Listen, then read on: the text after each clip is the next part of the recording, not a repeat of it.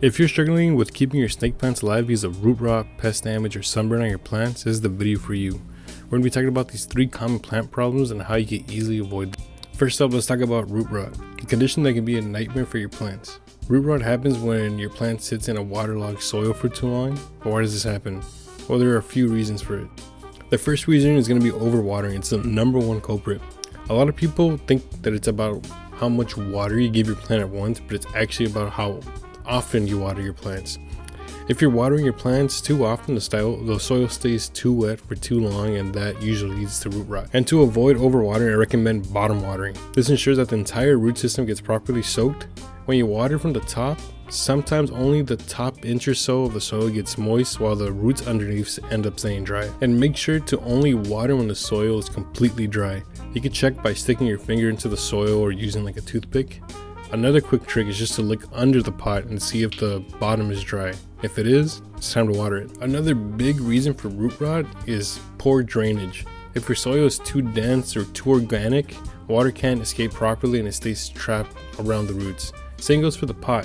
If it doesn't have good drainage hose, the water has nowhere to go. Now let's talk about pests.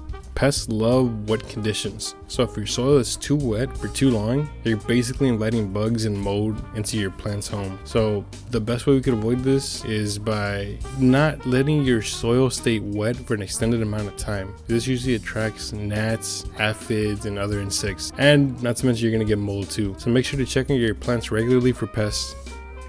Pests can also come in from outside, especially when you're buying plants from other vendors and let's say like Home Depot, Walmart, even from the plant nursery. Whenever you bring in new plants, make sure you inspect them thoroughly. Check underneath every single leaf, between the leaves, especially in the soil for any signs of pests or eggs. Easy to just check by just looking through it. Make sure you're vigilant about it. And try to keep your new plants segregated from your plants that you already have at home, just so you don't have the pests transferring from one or the other. It's best practice to do that. Another way is having dead or dying leaves. This can attract bugs. You always want to remove dead plant material right away. This includes leaves that are currently rotting due to root rot. So keeping your plants clean is a really good way to prevent infestations. And one more thing is never leave stagnant water in your plant saucers. Sandy water is a perfect breeding ground for pests. Always empty out any of the excess water. Lastly, let's talk about sun damage. Plants can get sunburn and it can happen pretty quickly if they're exposed to direct sunlight for too long. Whether your plant is indoors or outdoors, leaving it in direct sunlight can scorch the leaves. It's important to make sure your plants are in a location where they can get the right amount of light, but not too much. One way to prevent sunburn is by placing your plants in the shade.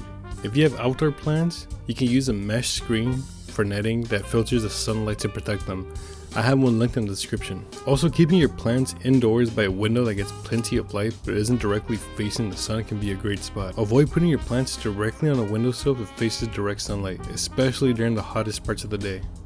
So there you have it. To keep your plants healthy and thriving, make sure you're not overwatering, check your plants for pests, and protect them from direct sunlight. It's about giving your plants the right care at the right time. If you found this video helpful, don't forget to like, comment, and subscribe for more plant care tips. And always, happy planting.